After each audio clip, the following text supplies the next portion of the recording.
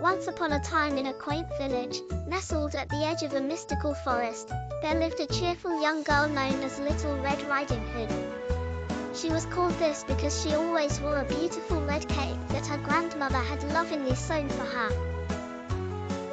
Little Red Riding Hood was known for her kind heart and adventurous spirit. One sunny morning, Little Red's mother called her and said, "Sweetheart, your grandmother isn't feeling very well. Could you please take this basket of goodies to her cottage in the forest? And remember, do not stray from the path." Little Red Riding Hood nodded eagerly, always loving an excuse to visit her sweet grandma. With a wave goodbye, she took the basket full of delicious treats and set off down the path leading into the dense forest. The tall trees swayed gently as she skipped along, humming a happy tune. The woods were filled with the chatter of birds and the rustle of little creatures. Little Red Riding Hood was careful to stay on the path, but soon she spotted vibrant wildflowers just beyond the trail. "Oh, Grandma will love these," she thought, and off she went, picking a few as she strayed into the woods. Suddenly, she came across a handsome wolf, with a silky grey coat and bright intelligent eyes. "Good day, Little Red Riding Hood," said the wolf in a friendly voice. "Where are you headed on this fine day?" "I'm visiting my grandmother. She's not feeling well, and I'm bringing her this basket," Little Red replied.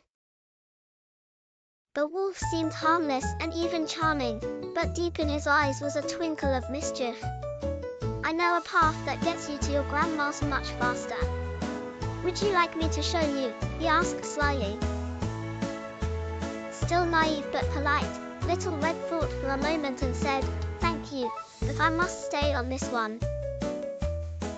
The wolf nodded, though inwardly he was disappointed she didn't take his shortcut, which was a much trickier and longer road.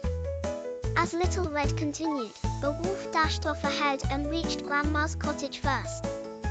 He knocked on the door, disguising his voice to sound like Little Red. Grandma, feeling under the weather, was resting in bed when she heard the voice. Thinking it was her granddaughter, she called weakly, "Push the door, darling. It's open." The wolf entered, ready to carry out his cunning plan. However, Grandma was no ordinary elderly woman. She had been the village protector, wise and spry despite her age, and could sense when things were not right.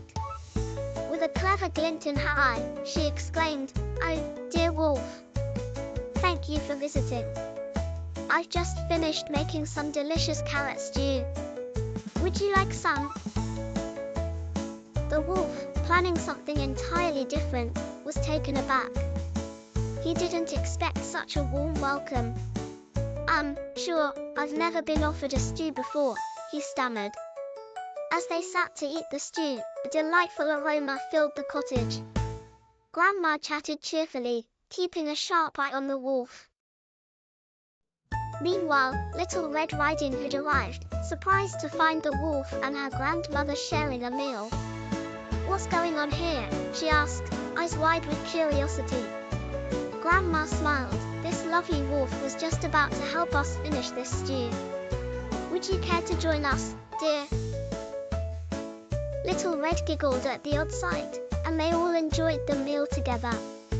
The wolf, feeling warmth and kindness he never knew existed, had a change of heart. Instead of following his usual trickery, he realized the value of friendship and honesty. The end. Please subscribe our channel.